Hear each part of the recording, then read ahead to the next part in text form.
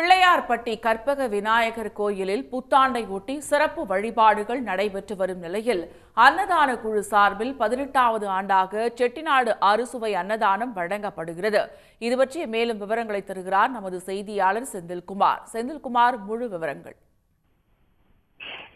அதாவது சிவகங்கை மாவட்டம் பிள்ளையார்பட்டியில இன்று புத்தாண்டு தரிசன நிகழ்ச்சி நடந்துபட்டு ஆயிரக்கணக்கான பேர் இங்க லட்சக்கணக்கில் மக்கள் புத்தாண்டு தினத்தன்று ஆங்கில புத்தாண்டை கொண்டாடும் விதமாக முதல்ல பிள்ளையார்பட்டியில தரிசனம் செய்வது. இந்த கோவில்ல அதிக அளவுல கூட்டம் திரண்டிருக்கு. ஆயிரக்கணக்கான பக்தர்கள் இங்க கூடியிருக்க இந்த நிலையில அங்கே செட்டிநாட்டு முறையில அன்னதானமும் நடந்துகிட்டு இருக்கு. பிள்ளையார்பட்டி உலக புகழ்பெற்ற பிள்ளையார் கோவில். இந்த கோவில்ல ஆங்கில புத்தாண்டு சிறப்பு வழிபாடு நடைபெற்று வர்ற நிலையில அங்கே பக்தர்கள் தங்க கவசத்துல எழுந்தருளிய கற்பக விநாயகரை தரிசித்து வருகிறாங்க. தமிழகம் மட்டும் இல்லாம பல மாநிலங்கள்ல ஏராளமானவர் இங்க லட்சக்கணக்கில் நீண்ட கியூ வச்சு நின்று சாமி கும்பிட்டு வருகிறாங்க. இதுக்காக பாதுகாப்பு பணியில கிட்டத்தட்ட 1300 பேருக்கும் மேற்பட்டோர் பாதுகாப்பு பணியில ஈடுபட்டு இருக்காங்க. இந்த கோவில்ல இவ்வளவு கூட்டம் வரும் நிலையில அங்கே உள்ள கற்பக விநாயகர் அன்னதான குழு என்ற குழுவின் சார்பாக ஒரு 18 ஆண்டுகளாக அன்னதான நிகழ்வு நடந்துகிட்டு இருக்கு.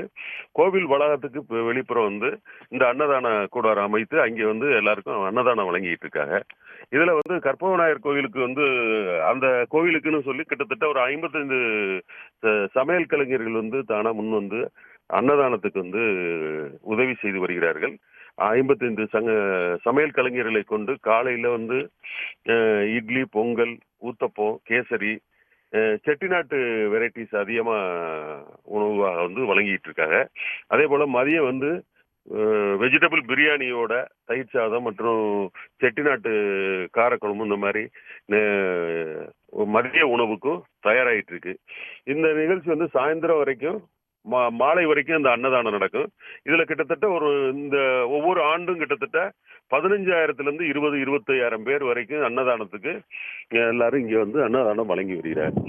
இந்த கற்பக விநாயகர் அன்னதான குழு இதற்கான ஏற்பாடை செய்து இன்று மாலை வரை அன்னதானம் வழங்கப்பட்டு வருகிறது. விவரங்களுக்கு நன்றி செந்தில்குமார். உடனுக்குடன் செய்திகளை தெரிந்து கொள்ள சன் நியூஸ் பெல் ஐகானை கிளிக் பண்ணுங்க.